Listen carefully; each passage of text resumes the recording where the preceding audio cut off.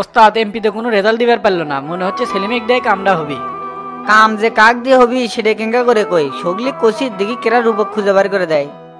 এই মুক্ত সচিব মেলাবার আমাকে ফোন দিছিল, কি যে হলো আবার কিছু তো বুঝতে পারতেছি না।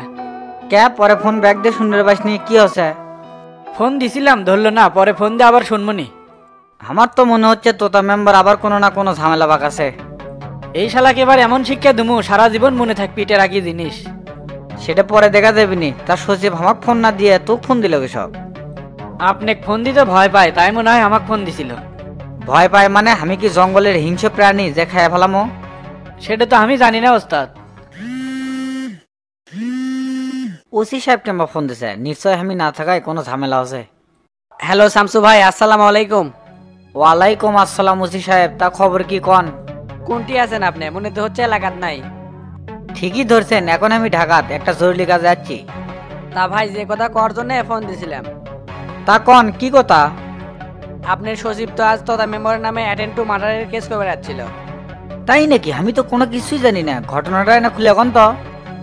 ঘটনা যা দেখলাম, সচিবের মাথায় তো ব্যান্ডেজ, তোতা মেম্বার নাকি খুব মারধর করছে। ওসি সাহেব তার সচিবের কেসটা কি এন্ট্রি করছেন? এন্ট্রি করিনি ভাই, আপনাকে না জানাই ঘেঁ করে করি।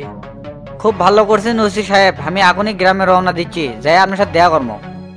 আপনি তাড়াতাড়ি চলে আসেন, আপনি আসলেই একটা সমাধান চলে আসবেনি। ঠিক আছে ওসি সাহেব, আমি আসতেছি, রাখলাম তাহলে। আসসালামু আলাইকুম। ওয়ালাইকুম আসসালাম।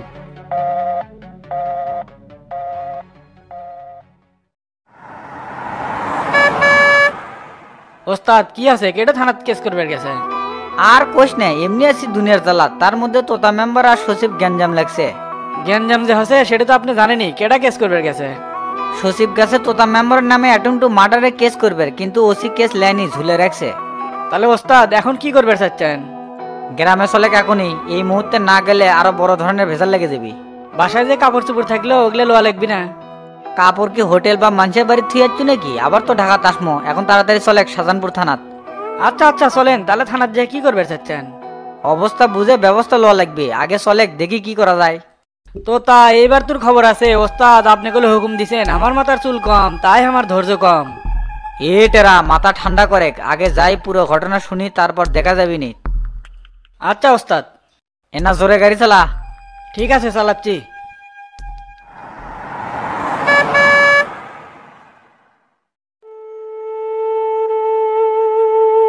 রূপা, ও রূপা, মন খারাপ করে থাকিস না মা। আজ তোর পছন্দের খাবার রান্না করছি, উঠে আয় মা, আমি তোকে সুন্দর করে খিলে দিই। না খামো না, আমার খিদে নাই। তুমি রুমত আছো কৃষক, এর থেকে চলে যাও, আমার ভাল লাগিচ্ছে না। এ মা, এঙ্কা করিচ্ছ কৃষক, আজ 3 দিন হলে কিছুই খাস না। এঙ্কা করে না খায় থাকলে তুই অসুস্থ হয়ে যাব। বাহ সুন্দর কস মা, খাবার না খেলে আমি অসুস্থ হয়ে যাবো, শরীর খারাপ করবি, কিন্তু শামসুক না পেলে যে আমার জীবন নষ্ট হয়ে যাবে সেই কথা একবারও ভাবিচ্ছ না। কিন্তু আমি এখন কি করব, একদিকে মেয়ে একদিকে ভাই, আমি এখন যাই কোন দিকে, কি যে জ্বালার মধ্যে পড়ে গেছি। এই লোক কি তোমার মায়ের পেটের আপন ভাই? এটা কোন ধরনের কথা কোষ, আপন লয় তো পর। তোমার আপন ভাই হলে এঙ্কা স্বার্থপরের মতো কাজ করে পেলহীন না। তোমরা আমার সাথে অন্যায় করিচ্ছ মা।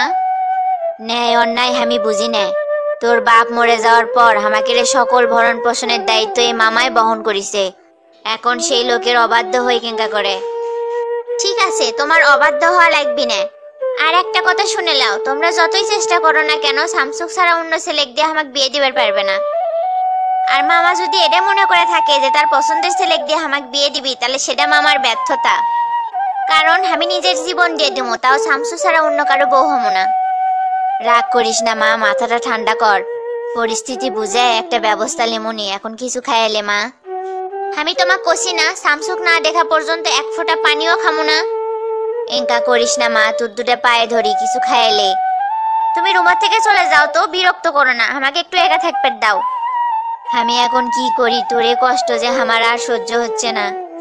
আমার কষ্ট দেখে তোমার খারাপ লাগিচ্ছে মা? হাসি পালো আমার। মিথ্যা কথা কয়ে এনে আমাকে বন্দি করে থুসো, আবার সেটা দেখে নাকি তোমার কষ্ট হচ্ছে। সরে যাও তো আমার সামনে থেকে।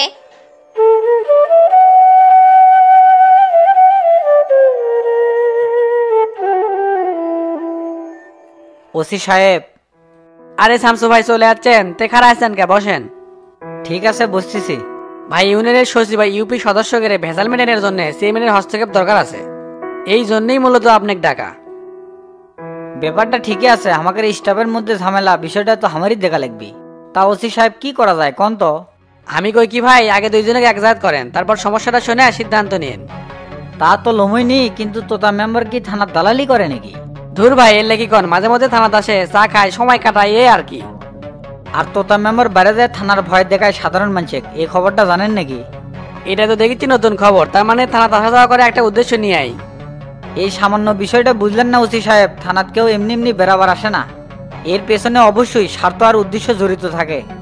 এই শালার দেখতেছি তো পাঠান ফাটান লাগবি। ওসি সাহেব আগে আমি কথা কই, তারপরে আপনার হাতে তুলে দিচ্ছি। সেটা বুঝলাম, তে শামসু ভাই এতদিন আপনি ঢাকাত কাহিনী কি বুঝলাম না তো। ব্যক্তিগত কাজে গেছিলাম, কিন্তু ওসি সাহেব মানুষ তো আর ভালো নাই, সবকিছুর দাম যে হারে বাড়িচ্ছে সাধারণ মানুষের তো বেঁচে থাকাই মুশকিল হয়ে যাচ্ছে। কি করবো ভাই, যা বেতন পাই পরিবার সামলাতেই তো হিমশিম খেয়ে যাচ্ছি। তেলের দাম বাড়ার পিছনে কিছু অসাধু ব্যবসায়ীর হাত আছে। আমারও তো তাই মনে হচ্ছে, এই শালারা তেল মজুত করে এখন মার্কেটের দাম বেশি বাড়াচ্ছে। এল্লার নিয়ে কারো কোনো নজর নাই, উপর মহর থেকে তো কোনো নির্দেশ আসে নাই। আচ্ছা ওসি সাহেব, বাজারে অভিযান চালালে কেঙ্কা হয়? এটা করলে তো ভালোই হয়, তাতে করে কিছু অসাধু ব্যবসায়ীদের সাইজ করা গেল নি। বাজার মনিটরিং করার জন্য উপজেলা প্রশাসন কি কোনো ব্যবস্থা নিয়েছে? আজকে এই অনুসারের সাথে মিটিং আছে, দেখি এই বিষয়টা তুলে ধরবো। আমি একটা জিনিস বুঝলাম না ওসি সাহেব, অন্য অন্য মুসলিম দেশে রমজান আসলে জিনিসপত্রের দাম কমায়, আর বাঙালিরা কি করে, দাম আরো বাড়ায়। রমজান মাস আসতে এখনো 1 মাস দেরি, তাতেই যে অবস্থা, রমজান মাস আসলে কি যে হবি আল্লাহ ভালো জানে। ঠিকই করছেন শামসু ভাই, এটাই হলো বাঙালিদের স্বভাব। আচ্ছা ওসি সাহেব, তাহলে আজকে আমি না উঠি? তাহলে ঠিক আছে ভাই, আপনি তোতা মেম্বার আর সচিবের বিষয়টা দেখেন। বিষয়টা অবশ্যই দেখবো, আর দেখার জন্যই তো ঢাকা থেকে চলে যাচ্ছি। কি হয় না হয় বিষয়টা আমাকে জানায়েন, আর আমারও কাজ আছে, আমারও অর্ডার লাগবে। আচ্ছা ভাই, গেলাম তাহলে, আবার পরে দেখা হবে নি। আচ্ছা যান। তা ওস্তাদ এখন কোনটি যাবো? সচিবের বাড়ি বলে চলেক, আগে সচিবের সাথে দেখা করে আসি। আচ্ছা যাচ্ছি, আর সচিবের কাছে গেলে সব ঘটনা জলের মতন পরিষ্কার হবে নি। সচিবের গায়ে হাত দেওয়া তোতা মেম্বার একদম ঠিক করেনি, এর ফল ওর ভোগ করা লাগবে। সেটা না হয় বুঝলাম ওস্তাদ, কিন্তু এফডিসির সাধারণ সম্পাদক পদ লেয়া কি হচ্ছে, একবার নিপুণ শপথ নিচ্ছে আর একবার জায়েদ খান শপথ নিচ্ছে। টেরারে ইউক্রেন রাশিয়ার যুদ্ধ বন্ধ হবি, তাও এই এফডিসির নাটক বন্ধ হবি না। দেশে ভালো কোনো সিনেমা নাই, খালি নির্বাচন লে মাতোয়ারা, যে যাই করে করুক, তুই তাড়াতাড়ি সচিবের বাড়ি বলে চলেক। ঠিক আছে ওস্তাদ, যাচ্ছি।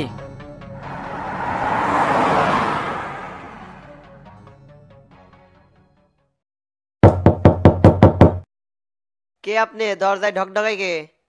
আমি শামসু। ও শামসু ভাই, দরজা খুলতেছি, দাঁড়ান দাঁড়ান।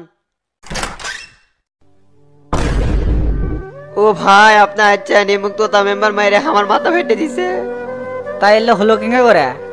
আমার কোনো দোষ নাই ভাই, আমি নাকি নদীর বালু তোলার কথা সেনাবাহিনী কয়া দিছি, এটা কয়া তোতা আমাকে সেই মার শুরু করে দিছে।